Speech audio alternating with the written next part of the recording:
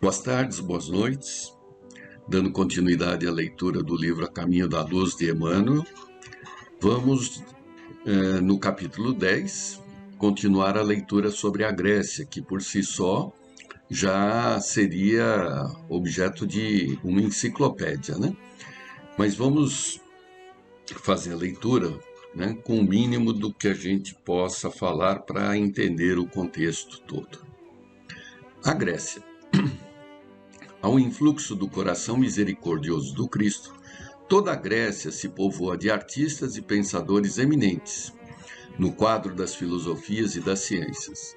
É lá que vamos encontrar as escolas itálica e heliática, à frente do fervoroso idealismo de Pitágoras e Xenófanes, sem esquecermos igualmente as escolas jônica e atomista, com Tales e Demócrito, nas expressões do mais avançado materialismo. Então, o que significam essas escolas, né? Na verdade, eram grupos de pensadores nas suas respectivas cidades ou proximidades, em que estavam pensando sobre o pensamento, né? Eles estavam pensando sobre o ato de pensar. É a inauguração, é a criação da filosofia em substituição à mitologia, aquela história dos deuses, né? Então, só para fazer uma pequena referência, né? Hoje, tudo que vivemos hoje, basicamente tudo que vivemos hoje, tem como princípio esses pensamentos gregos. É a partir deles que começam a se desenvolver o pensamento humano ocidental, né? Os objetos de discussão daquela época se mantêm presentes, sem até muitas novidades, né? Então, por exemplo, na doutrina espírita, né, nós temos lá o Livro dos Espíritos com 1019 perguntas e respostas. Boa parte dessas perguntas elaboradas por Kardec é porque ele tinha uma formação filosófica e conhecia justamente o pensamento desses gregos, né? As perguntas foram feitas em cima do que os gregos e os seguintes pensavam. Por exemplo, escola jônica. Quando se fala em escola jônica, se fala em Tales de Mileto, que era um matemático, né? Teorema de Tales, essas coisas. Mas para ele, eu vou simplificar bastante, é como se tudo tivesse origem na água, né? Na água. Já Anaximandro, da mesma escola, ele discutia que tudo advinha de um princípio imutável, constante, que é o apeiron, né? Já Anaximenes, da região de Mileto, ele achava que as coisas advinham do ar, né? Pneuma. Já Heráclito, né, achava que tudo tinha movimento, né? Que as coisas, o princípio básico das coisas era o movimento. Isso compõe a escola jônica, né? Então, já a escola heliática, né, é Parmênides. Parmênides, aí ele coloca também que as coisas são únicas, imutáveis, por categoria, algo como ou é ou não é, né? Já Zenon, que é seu discípulo, ele demonstra os paradoxos dos pensamentos justamente para contrapor ao seu mestre, Parmênides, né? Escola pitagórica. Escola pitagórica é basicamente Pitágoras, que é matemático, né? Alquemião e Filolau e Tarento. Bom, o Pitágoras aqui é tido como o iniciador da filosofia, é um grupo muito vinculado à matemática e à força dos números, que tudo que rege o universo são através dos números, né? É uma situação ideal, né? É um idealismo, porque o número é uma ideia. Já tem escolas da Trácia, né, que são os atomistas. Os atomistas é que é aqueles que explicam o mundo, o universo, através dos átomos. Os átomos aqui é aquela parte indivisível da matéria, que você vai encontrar em Leucipo, Demócrito, né? Empedocles, é difícil falar o nome, né? É justamente aquele que fala que tudo advém da terra, fogo, ar e água, né? E o Anaxágoras, esse se destaca, né? Ele já parte que tudo está em tudo, né? Se vocês forem ver, depois nós vamos estudar isso com mais detalhes, né? Em outro grupo de estudo, né? Essa história de tudo está em tudo é uma base para que a gente entenda que o universo está dentro de nós e tudo que acontece no universo acontece conosco e vice-versa, né?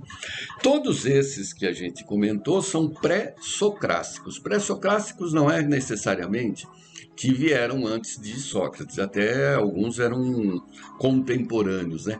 Mas a ideia deles basicamente estava vinculado à natureza e existia um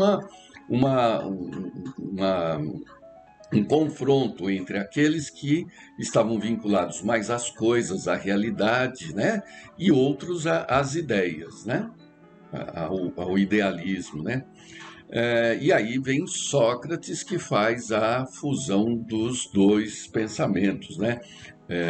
Então, por isso que o Sócrates é um marco, né, sobre isso. Mas vejam, muitas das respostas dos espíritos no livro dos Espíritos, eles têm completa concordância com vários desses conceitos, né? Então, tão importante quanto as respostas do livro dos Espíritos são as perguntas, lógico, né? E Kardec conhecia o pensamento desses antigos e em cima deles é que foram feitas algumas indagações. Então, a base do desenvolvimento do pensamento humano teve início naquela época. Então, são espíritos destacados, né? São espíritos diferentes, são espíritos especiais e que acompanham o desenvolvimento da humanidade, né? Sob a supervisão de Jesus, né? A gente coloca sempre a inteligência, né, como um contraponto da religião, o conhecimento, a ciência como algo que enfrenta a religião, e não é nada disso, né? Deus acima de tudo, né? Isso não é frase política, né? Deus acima de tudo e as coisas que existem é justamente para a implantação desta vontade dele. Muito bem, o século de Péricles, chegando a um apogeu de beleza e de cultura, com os elevados princípios recebidos da civilização egípcia, espalha os mais soberbos clarões espirituais nos horizontes da Terra. Poucas fases da evolução europeia se aproximaram desse século maravilhoso. É interessante também a gente destacar que para você estudar, para você pensar, para você praticar o ócio, né, o ócio aqui não é ficar parado, é pensar, né? Você precisa ter as suas necessidades básicas atendidas, né? Então, um século de ouro significa que economicamente aquele local, aquela região, aquele país, aquela civilização se sustenta economicamente, o que permite avançar sobre a arte, a ciência e o pensamento, né? E isso tudo foi preparado, né? Isso tudo foi preparado. Continue, mano. O Salvador contempla das alturas essa época de elevadas conquistas morais, cheio de amor e de esperança. O planeta terrestre aproxima-se da sua maioridade espiritual, quando então poderia ele nutrir o coração humano com a sementeira bendita da sua palavra. Envia então às sociedades do globo o esforço de auxiliares valorosos nas figuras de Ésquilo, Eurípides, Heródoto e Tucídides. E, por fim, a extraordinária personalidade de Sócrates, no intuito de realizar o coroamento do esforço decidido de tantos mensageiros. Então, Sócrates, ele é um missionário, né? Ele é um missionário e ele sintetiza, como a gente comentou, os pensamentos contemporâneos e anteriores para ele, dando um sentido, né, para aquelas verdades, aquelas interpretações de verdades relativas. Cada pensador tinha, de alguma forma, uma razão, né? E Sócrates dá um avanço mostrando como tudo isto funciona. Então, Pascal, né, é um pensador, é um filósofo moderno, ele tem na Revista Espírita uma explicação sobre o que é verdade, né? E ele coloca que as verdades para nós são verdades relativas que vão sendo expandidas, né? Não contraditas, se elas são demonstradas incoerentes, então não é uma verdade, né? As verdades relativas elas vão ampliando na busca constante da verdade absoluta que só pertence a Deus. Então, cada um detém a sua interpretação da verdade, não é a verdade, é a interpretação da verdade, a quem chamamos de verdade relativa, né? Porque a verdade ela é universal, ela é para todos, né? Ela é eterna, ela não é relativa. É bobagem a gente falar, cada um tem a sua verdade. Não, cada um tem a interpretação da verdade, porque a verdade é imutável, né? Então, as interpretações é que vão avançando, né? Porque ela é única. E Pascal coloca justamente assim, e assim que a gente entende que esses pré-socráticos detinham verdades relativas que foram ampliadas por uma verdade de Sócrates, né? Uma interpretação da verdade de Sócrates, que foi continuada depois através do Cristo. Tá? Vocês imaginem a importância de Sócrates ao deter um capítulo inteiro na doutrina, né, sobre a sua personalidade, né? Destacando que todos os médiuns foram anônimos, os espíritos ali que se identificam são espíritos autores das suas próprias palavras, mas Sócrates, ele é uma referência. Não foi ele que escreveu sobre ele, né? Foi Kardec quem escreveu sobre ele. O item Sócrates. É por isso que, de todas as grandes figuras daqueles tempos longínquos, somos compelidos a destacar a grandiosa figura de Sócrates, na Atenas antiga. Superior a Anaxágoras, seu mestre, né? Sócrates era discípulo de Anaxágoras, onde Anaxágoras dizia, né, que é aquele que a gente comentou, que é o que mais se destaca, que tudo está em tudo, né? Vamos continuar. Seu mestre, como também imperfeitamente interpretado por seus 3 discípulos mais famosos. O grande filósofo está aureolado pelas mais divinas claridades espirituais no curso de todos os séculos planetários. Então, como é que é essa história? Então, Sócrates era discípulo de Anaxágoras, né? Que provavelmente, agora eu já não tenho certeza, mas em algum comentário de Divaldo talvez estivesse Anaxágoras reencarnando, né, atualmente na Terra. Mas ele era discípulo. E, por outro lado, Sócrates tinha 3 discípulos, Platão, Xenofonte e Aristófanes, né? Esses 3 discípulos, né, eles, como coloca muito bem aqui Emmanuel, né, eles não interpretaram integralmente o pensamento de Sócrates. Tá? Eu sei que na academia o destaque é para Platão, né? Mas mesmo Platão não conseguiu interpretar o que Sócrates queria dizer. Aí você vai falar assim, mas como é que você sabe o que ele queria dizer, né? Porque Sócrates ele tinha um espírito que o acompanhava, que era o seu orientador, né? O Damon, né? Damon, que seria o demônio, mas que na verdade a tradução é de gênio, né? E esse diálogo entre ele e espírito é que se colocava como sua obra, né? Só que na academia isso não é interpretado como um espírito, né? Nos fragmentos de Platão, de Sócrates, dos dizeres de Sócrates através de Platão, isso é colocado numa figura uma figura literária, né? Mas nós, como espíritas, sabemos que a referência é de um espírito que eu acompanhava, e daí toda essa obra feita por eles de comum conhecimento, né? Entre ele e a espiritualidade. E Platão não entendeu isso, que foi quem mais escreveu sobre Sócrates, né? Platão escreveu um livro em que quase que sintetiza o que Sócrates colocava sobre a existência das coisas, que se chama A Alegoria da Caverna. É muito famoso, todo mundo leu, vale a pena ler. Procura na internet aí a Alegoria da Caverna, né?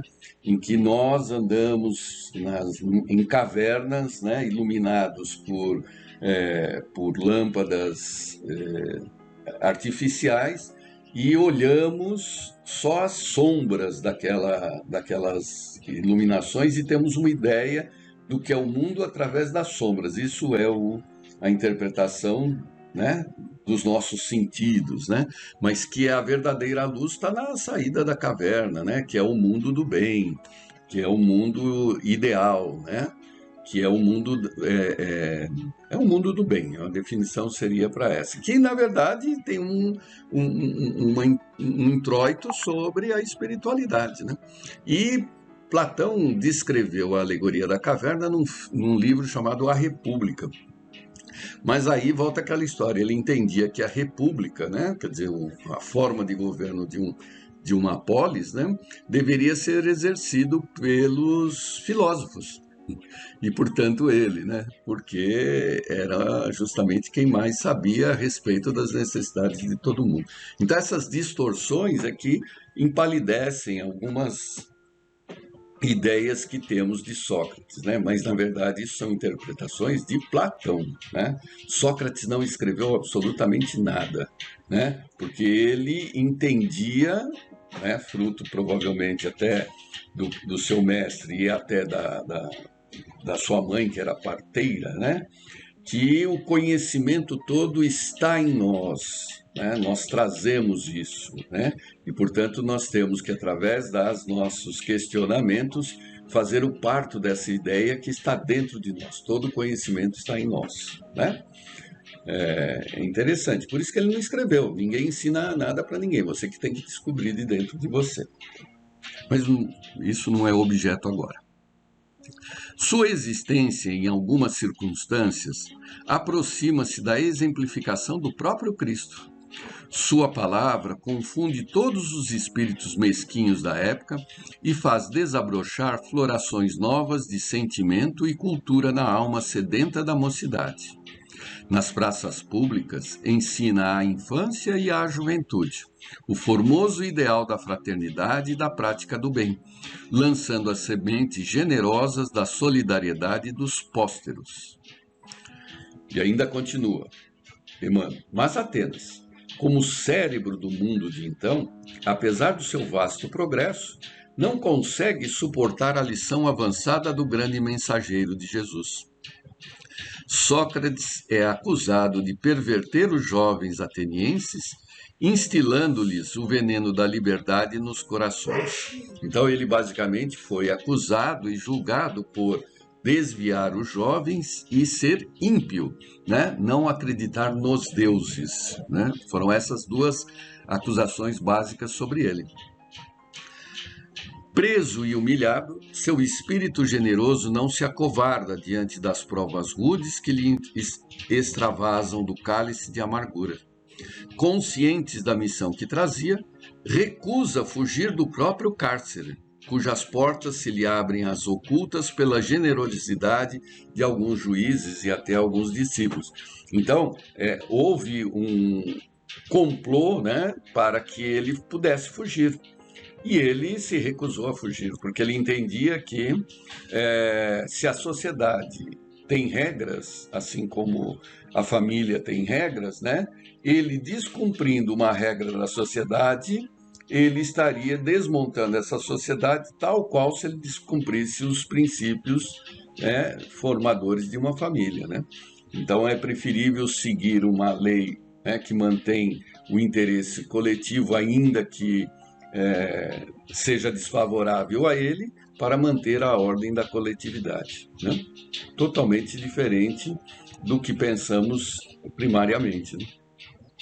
Os enviados do plano invisível cercam-lhe o coração magnânimo e esclarecido nas horas mais ásperas e agudas da provação. E quando a sua esposa Xantipa assoma às grades da prisão para comunicar-lhe a nefanda condenação à morte pela cicuta, ela exclamando no auge da angústia e desesperação. Xantipa era a esposa dele e era chata, era bem chata, né? E ela foi lá, como assim? Que história é essa? E olha o diálogo, né? Sócrates, os juízes te condenaram à morte.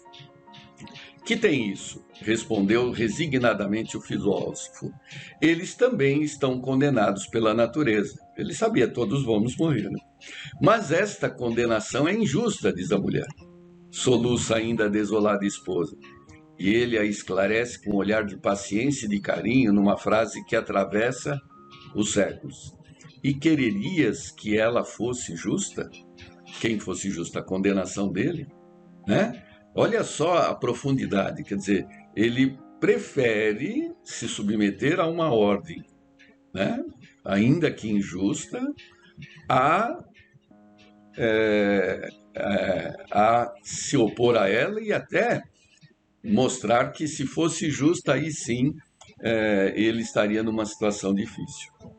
Senhor do seu valoroso e resignado heroísmo, Sócrates abandona a terra, alçando-se de novo aos páramos constelados, onde o aguardava a bênção de Jesus.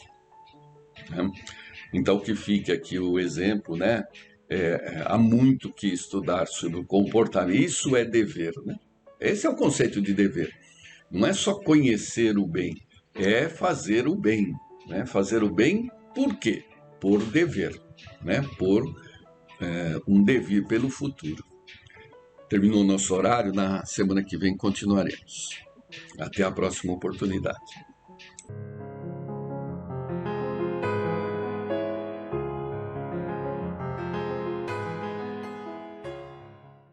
Olá!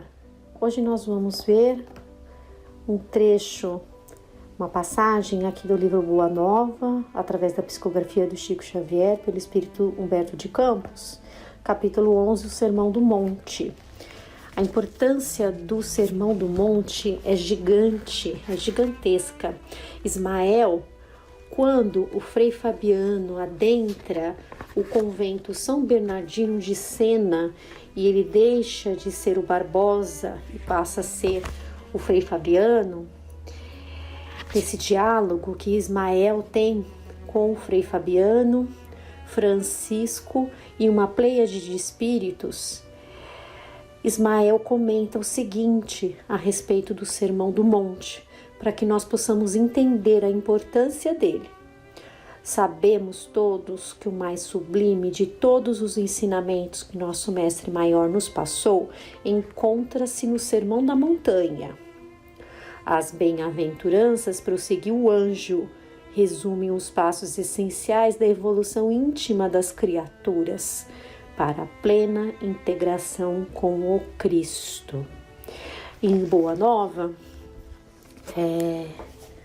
Humberto de Campos nos traz os detalhes a respeito desse momento único, desse legado que Jesus deixou para nós, para a nossa vitória no bem, para a nossa elevação espiritual.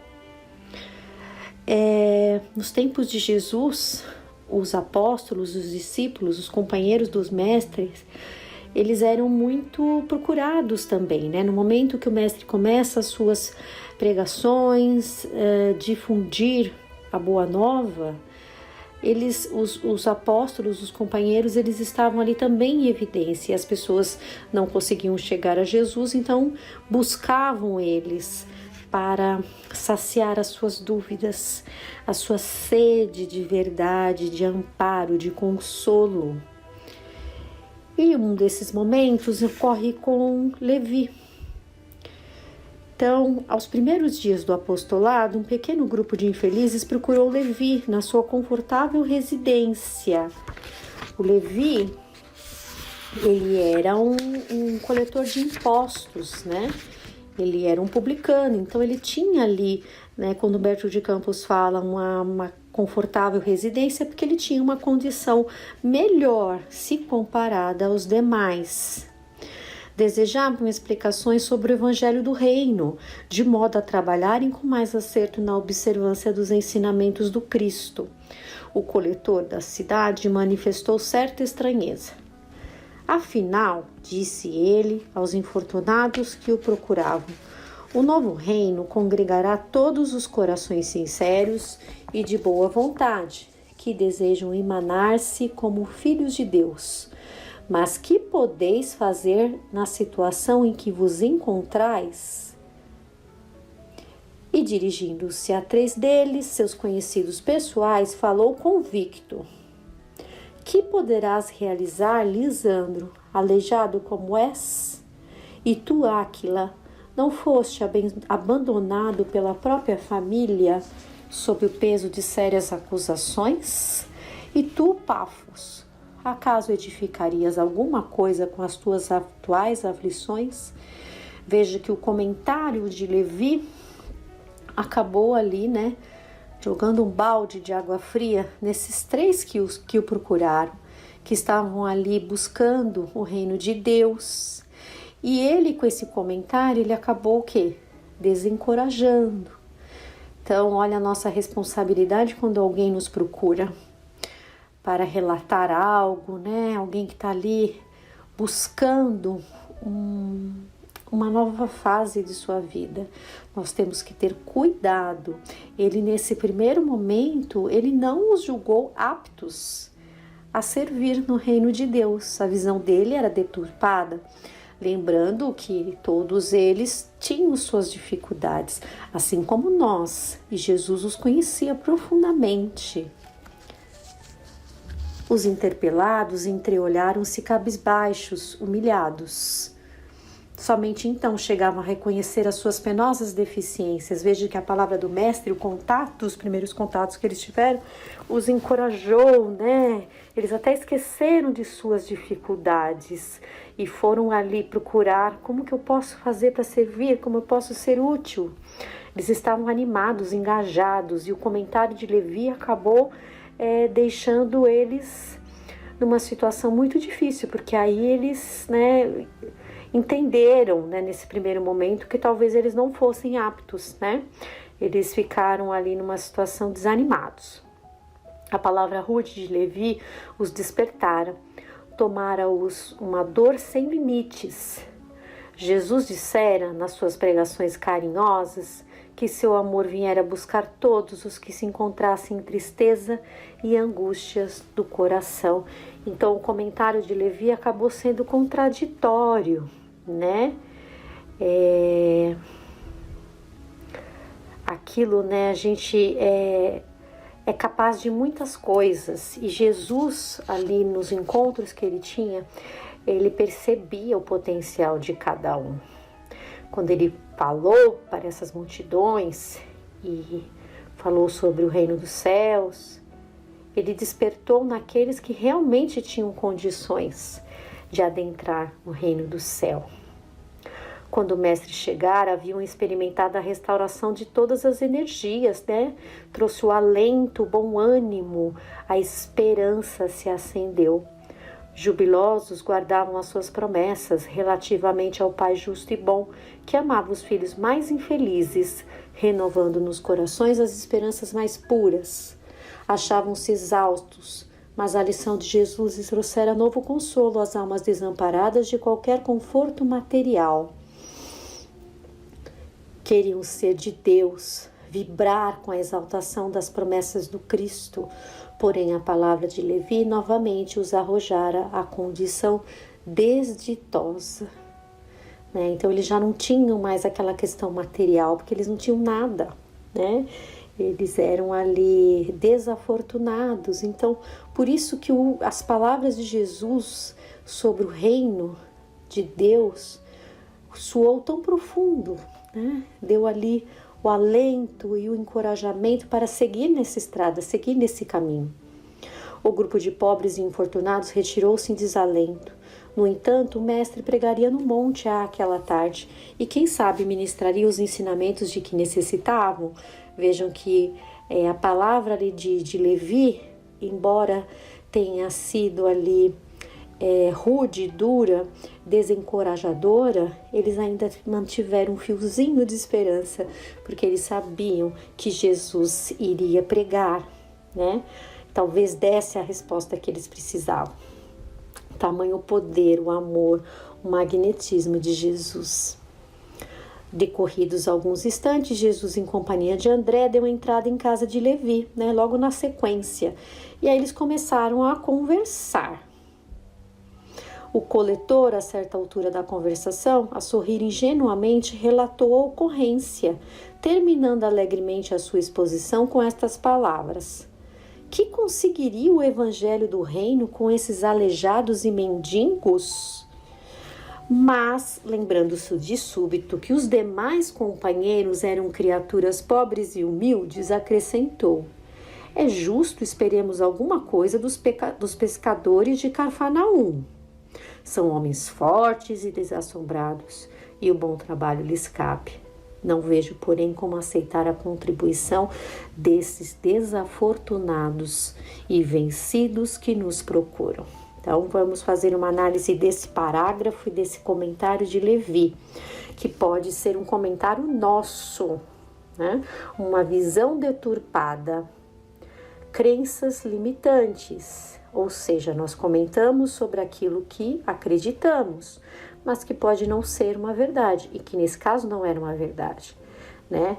Ele, pela sua condição, né, de ser um publicano, ser uma pessoa que estava ali vivendo uma vida um pouco mais confortável perto dos demais, ele não conseguia entender a realidade que essas pessoas que o procuraram viviam, né? Aquela coisa, a gente não consegue entender a dor do outro se a gente não passa pela dor. Ele não tinha esse alcance. E quando ele começa a falar, ele se lembra dos companheiros que estavam numa situação inferior, né? Se a gente pensar do ponto de vista terreno a ele, porque eram pescadores. Aí ele fala, os pescadores sim podem ajudar, né? Ele quis dar uma corrigidinha, mas ele não via como essas pessoas desafortunadas e vencidas poderiam ajudar no reino de Deus. Jesus fixou o olhar no discípulo com profundo desvelo e falou com bondade, batendo-lhe levemente no ombro. Jesus nunca perdeu a oportunidade de ensinar. No entanto, Levi, precisamos amar e aceitar a preciosa colaboração dos vencidos do mundo. Se o Evangelho é a boa nova, como não há de ser a mensagem divina para eles, tristes e deserdados na imensa família humana? Os vencedores da terra não necessitam de boas notícias. Nas derrotas da sorte, as criaturas ouvem mais alto a voz de Deus. Buscando os oprimidos, os aflitos e os caluniados, sentimos-nos tão unidos ao céu nas suas esperanças que reconhecemos, na coragem tranquila que revelam, um sublime reflexo da presença de nosso Pai em seus espíritos. Já observaste algum vencedor do mundo com mais alta preocupação do que a de defender o fruto de sua vitória material? Então, os vencedores da terra, aqueles que estavam em evidência nesse momento, eles não teriam nem alcance de perceber.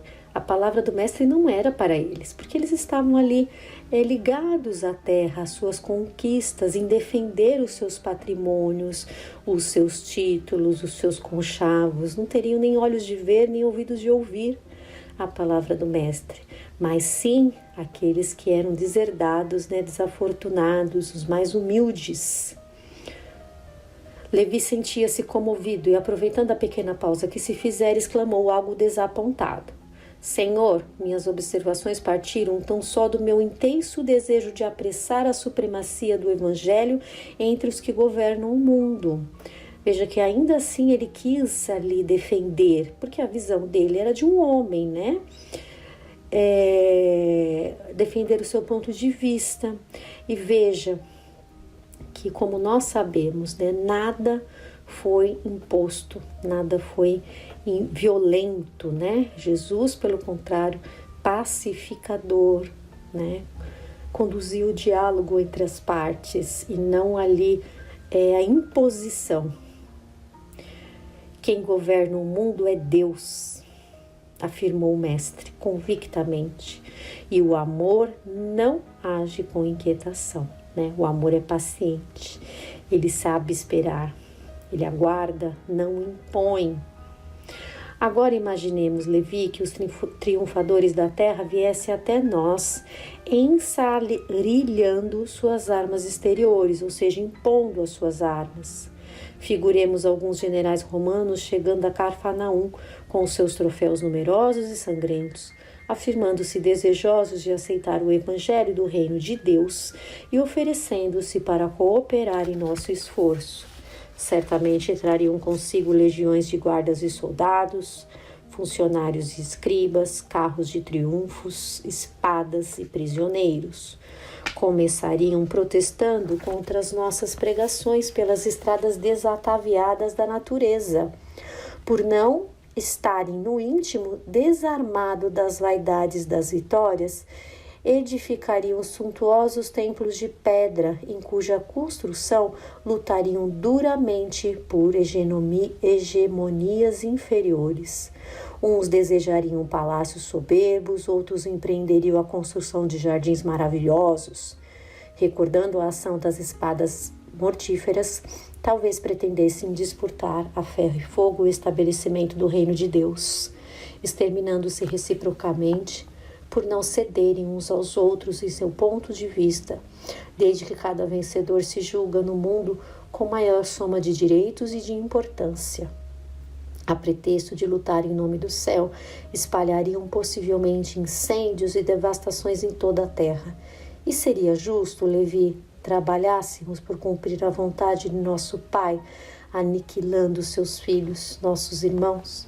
Ou seja, seria pela imposição, geraria conflitos. Essas pessoas não estavam prontas, mesmo que elas se dispusessem, que elas se prontificassem, elas, pela sua visão, pelas suas crenças, elas iriam gerar conflitos, disputas pelo poder, né? Aniquilando, destruindo as outras, os mais frágeis. E isso não seria justo, né? Não é da vontade do Pai que a gente se destrua um outro, né? O apóstolo ouvia assombrado em face da profundeza de sua argumentação. O mestre continuou. Até que a esponja do tempo absorva as imperfeições terrestres, diante de séculos de experiência necessária, os triunfadores do mundo são pobres seres que caminham por entre tenebrosos abismos. São lutas difíceis, né? Que serão colhidos frutos muito amargos. É imprescindível, pois, atentemos na alma branda e humilde dos vencidos. Para os seus corações, Deus carrega bênçãos de infinita bondade. Esses quebraram os elos mais fortes que os acorrentavam às ilusões e marcham para o infinito do amor e da sabedoria. O leito da dor, a exclusão de todas as facilidades da vida, a incompreensão dos mais amados, as chagas e as cicatrizes do espírito são luzes que Deus acende na noite sombria das criaturas, né? Essa fragilidade nos deixa um olhar mais sensível. Todas essas dificuldades elencadas aqui por Jesus, né? O leito de dor, a exclusão de todas as facilidades da vida, a incompreensão, as dores, né? Funcionam como faróis que iluminam o nosso caminho para uma nova jornada, para um novo olhar da vida. É um outro alcance, né? É o despertar da consciência. Levi, é necessário amemos intensamente os desafortunados do mundo. Suas almas são a terra fecundada pelo adubo de lágrimas e das esperanças mais ardentes, onde as sementes do Evangelho desabrocharão para a luz da vida. Eles saíram das convenções nefastas e dos enganos do caminho terrestre e bendizem no nosso Pai como sentenciados que experimentassem, no primeiro dia de liberdade, o clarão reconfortante do sol amigo e radioso que os seus corações haviam perdido. É também sobre os vencidos da sorte, sobre os que suspiram por um ideal mais santo e mais puro do que as vitórias fáceis da terra, que o Evangelho assentará suas bases divinas. André e Levi escutavam de olhos úmidos os conceitos do Senhor, cheio de sublimada emoção. Nesse ínterim, chegaram Tiago, João e Pedro, e todo o grupo se dirigiu alegre para um dos montes próximos. Então, esse momento, único, especial do Sermão do Monte ocorre, E aqui é relatado que centenas de criaturas estavam aglomeradas, essa turba, a fim de ouvirem a palavra de Deus, a palavra do Senhor. Eram velhinhos trêmulos, lavradores simples e generosos, mulheres do povo agarradas aos filhinhos. Entre os mais fortes e sadios, viam-se cegos e crianças doentes, homens maltrapilhos, exibindo as verminas que lhes corroíam as mãos e os pés. Todos se comprimiam ofegantes. Então todos queriam ouvir ali a palavra de Jesus sobre o reino dos céus, sobre o reino de Deus. Jesus pela primeira vez pregou as bem-aventuranças celestiais. Sua voz caía como bálsamo eterno sobre os corações desditosos. Bem-aventurados os pobres e os aflitos, bem-aventurados os sedentos de justiça e misericórdia, bem-aventurados os pacíficos e os simples de coração. Então ele foi falando para aquela multidão, e quando ele termina, quando Jesus terminou a sua locução, algumas estrelas já brilhavam no firmamento, como radiosas bênçãos divinas. Muitas mães sofredoras e oprimidas, com suave fulgor nos olhos, lhe trouxeram os filhinhos para que ele os abençoasse. Anciões de frontes nevadas, grisalhas pelos invernos da vida, lhe beijavam as mãos. Cegos e leprosos rodeavam-no com semblante sorridente e diziam: bendito seja o Filho de Deus. Jesus acolhia-o satisfeito, enviando a todos o sorriso de sua afeição. E aí, Levi, que já estava desperto, tinha tido esse diálogo com Jesus, que o fez ver a situação sob um outro olhar. Ele acaba reconhecendo aqueles três que o procuraram. E olha o que Humberto de Campos relata, Observando as filas dos humildes populares que se retiravam, tomados de imenso conforto, o discípulo percebeu que os pobres amigos que o visitaram à tarde desciam um monte, abraçados, com uma expressão de grande ventura, como se os animasse um júbilo sem limite. O coletor de Carfanaum aproximou-se e o saudou-os transbordando de alegria, compreendendo que o ensino do mestre em toda a sua luz abrangia o porvir infinito do mundo. Grande esperança e indizível paz lhe haviam penetrado o âmago do ser. No dia imediato, o ex-publicano abriu suas portas a todos os convivas daquele crepúsculo memorável. Jesus participou da festa, partiu o pão e se alegrou com eles. E quando Levi abraçou o aleijado Lisandro com a sinceridade de sua alma fiel, o mestre o contemplou enternecido e disse: Levi, meu coração se rejubila hoje contigo, porque são também bem-aventurados todos os que ouvem e compreendem a palavra de Deus. Fica aqui essa passagem maravilhosa para as nossas reflexões. Até a próxima.